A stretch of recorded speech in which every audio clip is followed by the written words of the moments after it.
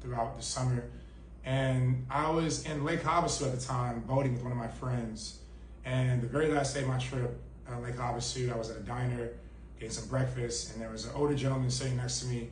And he said, "Hey, young man, would you like to read this paper? The food may take a while." I said, "Okay."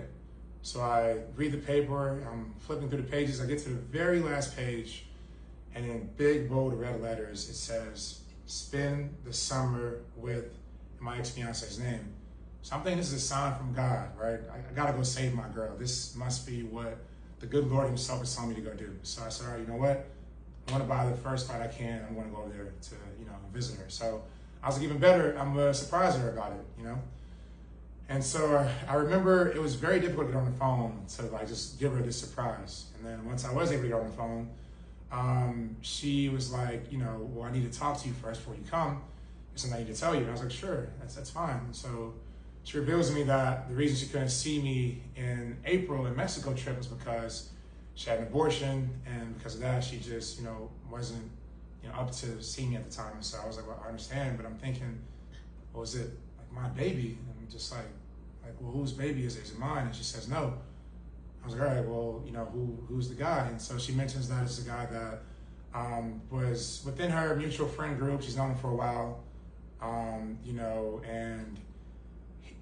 so essentially, yeah, it's the guy that she's known for a while in the mutual friend group.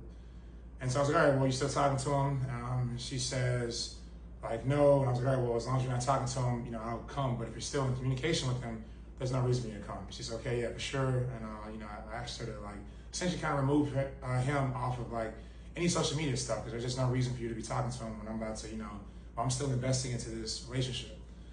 And so she says, yeah, she's done with them. And so I go to Paris.